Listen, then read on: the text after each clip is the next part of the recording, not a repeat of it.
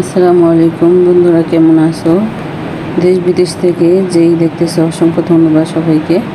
তো এখানে দেখো আমি 1 কেজি মিল্কভিটা দুধ নিয়েছি, এখানে ঢেলে নিলাম। তো আজকে কি রান্না করব? তো সন্ধ্যার নাস্তা বানালাম, খেজুরা গুড়ের পায়েস রান্না করলাম। তো কিভাবে রান্না করলাম সেটাই তোমাদের সঙ্গে শেয়ার করব। তো এখানে দেখো, এখানে পোলার চাল নিয়েছি, 1.5 কাপের মতো নিয়েছি পোলার চালটা। এখানে দেখো কি সুন্দর চালগুলো। আর 1.5 কাপ নিয়েছি, তো এগুলো অনেকগুলো হয়ে যাবে। আর পায়েসটা বানিয়েছি, এত মজার হয়েছে, খেজুরা গুড়ের পায়েস। আর এখানে কিন্তু গুড়টা আমি ভেঙে নিয়েছি, এক বাটির মতো ছিল গুড়টা, তো আমি ভেঙে পুরাটা নিয়ে নিই বাটিটা, কেন মিষ্টি বেশি হয়ে যাবে। আর যতটুকু আমি দিয়েছি এটাই পারফেক্ট হয়েছে আমার মিষ্টিটা, আর অনেক মজার হয়েছে। অনেক দিন পর পায়েস খেলাম, তো খেজুরা গুড়ের পায়েস খেলাম, তো খুবই ভালো লেগেছে। আর এই চালটাকে একটু ভিজিয়ে রাখবো 5 মিনিটের মতো, রেখে দিলাম ভিজিয়ে, তারপর তোমাদের দেখাচ্ছি। আর এখানে ভিজে 5 মিনিট পরে এখানে আমি চুলার মধ্যে বসিয়ে দিলাম। তো এখানে পানি দিয়ে বসিয়ে দিব চালটা সিদ্ধ করার জন্য, পোলার চালটা। তো তোমরা কিভাবে পায়েস রান্না করো? আর আমি খেজুরা গুড়ের পায়েস রান্না করলাম, তোমাদের মতো হয়েছে কিনা অবশ্যই জানিও কমেন্ট করে, যে এইভাবে রান্না করে কিনা। তো আমি যেভাবে পেরেছি রান্না করতে সেইভাবেই রান্না করেছি, কিন্তু অনেক টেস্টি হয়েছিল আর অনেক মজা হয়েছে এই খেজুরা গুড়ের পায়েস। তো কিভাবে রান্না করি চলো দেখতে থাকো। এখানে পানি দিয়ে দিলাম আমি, দেখো পরিমাণ মতো। আর চালটা সিদ্ধ করার জন্য পানিটা দিয়েছি, আর যেটুকু চাল দেখতেছে এর চেয়ে দ্বিগুণ হয়ে যাবে ফুলে। তো এই তো বসিয়ে দিলাম, রান্নাটা বসিয়ে দিয়েছি। আর এখন দেখো দুধটাও কিন্তু বলক হয়ে উঠে আসতেছে, বরফ ছিল বরফগুলো গলে গিয়েছে। আর এখানে দুধটাও বলক এসে পড়েছে। আর এখানে দেখো চালগুলো সিদ্ধ হয়ে গিয়েছে, একবারে গুলে গিয়েছে।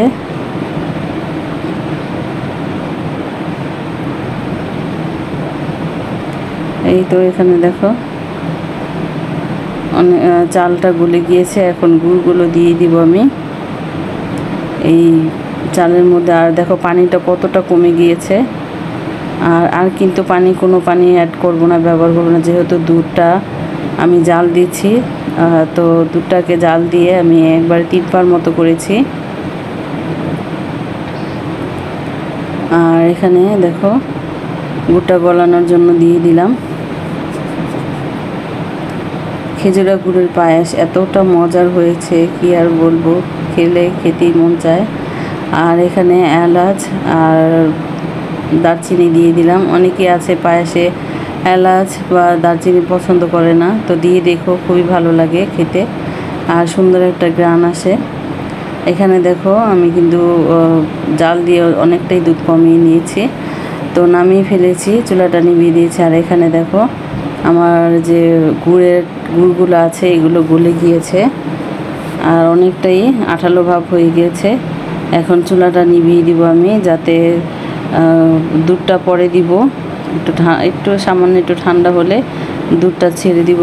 তো আমি একটা বাটির মধ্যে আলাদা করে এই গুড়ের এই পায়েসটা আর দুধটা নিয়ে একবারে মিলিয়ে রেখেছি, যে যাতে গুড়টা ফেটে যায় কি না। তো দেখি যে না, দুধটা ফাটে নেই, তো এইভাবে করে দিয়ে দিলাম। তো দেখতে থাকো তোমরা, খুব সুন্দর হয়েছে। আর আমার ভিডিওটা জানো, আমি যে মোবাইল দিয়ে ভিডিওটা করি সেটা দিয়ে কিন্তু এডিটিং করতে পারি না, ওটার মধ্যে এডিটিং কী যেন হয়ে যায়, আর ভিডিওটা নামেও না। কী আর বলবো, অনেক কষ্ট করে একটা মোবাইলের থেকে মেমোরি খুলে আর একটা মোবাইল দিয়ে এডিটিং করে আবার ভিডিও মেমোরি ভিতরে রেখে তারপরে আমি ভিডিওটা ছাড়ি। এখানে কিন্তু সেই দুধগুলো দিয়ে দিলাম। আমি আলাদাভাবে কিন্তু একটা বাটির মধ্যে আগে দেখেছি যে দুধটা ফেটে যায় কি না, যে না, দেখি না ফাটেনি। তো এখন মিশিয়ে নিব দুধটাকে, মিশিয়ে একটা বলক দিয়ে নামিয়ে ফেলবো। আর যেহেতু অনেকটাই আঠালো ভাব হয়ে গিয়েছে, আর এটা কিন্তু নামালে আরও আঠালো হয়ে যাবে, আর পানিটাও কিন্তু এতটা থাকবে না।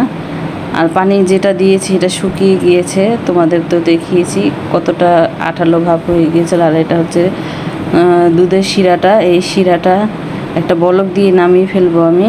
আর যখন ঠান্ডা হয়ে যাবে তখন টেনে যাবে, আরও একটা লোথা ভাব হয়ে যাবে এই পায়েসটা। তো এখন চুলাটা ধরেই দিলাম আমি, চুলাটা ধরেই দিলাম। আর এখানে দারচিনিগুলো ফেলে দিলাম, এলাচটিও ফেলে দিব, যাতে খাবার সময় এলাচ মুখে জানি না পড়ে।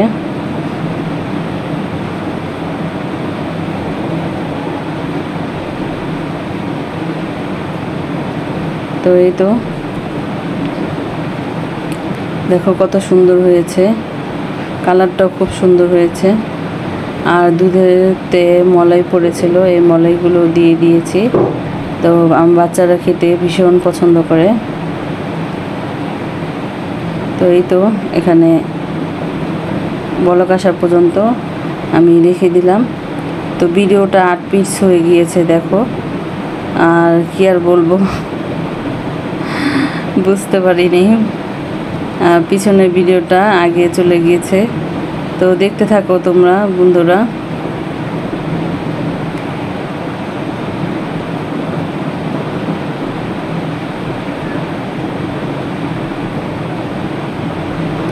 তো পানিটা যে আমি শুকিয়েছিলাম সেই মুহূর্তটা এখানে এসে পড়েছে। তো আমি আর কাটিনি, তো কি আর বলেছি। তো এখানে আমি নিয়েছি পেস্তা বাদাম, আর এখানে কিশমিশ নিয়েছি ডেকোরেশন করার জন্য। তো সেটাই শেয়ার করলাম। এই তো পানিটা শুকিয়ে আমি দুধটা দিয়ে দিব, তো সেটা তোমাদের আগেই দেখানো হয়েছে। তো বন্ধুরা যারা এখনও একটা লাইক দাও না, একটা লাইক দিয়ে দিও। আর এর সহ দেখো আমার, প্লিজ আমার পাশে থেকো বন্ধুরা। আর আমার যদি নতুন হয়ে থাকো আমার চ্যানেলে, নতুন বন্ধুদেরকে আমার পাশে অবশ্যই থেকো। আর আমার পুরানো বন্ধুদের অসংখ্য অসংখ্য ধন্যবাদ। আর এই তো ভিডিওটা দেখো, পায়েসটা নামিয়ে ফেলছি আমি। আর এখানে ডেকোরেশন করার জন্য দিয়ে দিলাম পেস্তা বাদাম আর কিশমিশ। তো কীরকম হয়েছে আমার এই খেজুরের গুড়ের পায়েস অবশ্যই কমেন্ট করে জানাবা। ভালো লাগলে বাসায় ট্রাই করতে পারো। আর ভিডিওটা ধৈর্য ধরে দেখার জন্য অসংখ্য অসংখ্য ধন্যবাদ আমার বন্ধুরা। একটা লাইক দিয়ে পুরো ভিডিওটা দেখার অনুরোধ রইল অ্যাড সহ। আর এই তো, আর এটা ডেকোরেশন করে রেখে দিলাম ঠান্ডা হওয়ার জন্য। তো ফ্যানের বাতাসে রেখে দিয়েছি দেখো, বাটির মধ্যে ঢেলে ঢেলে রেখে দিলাম।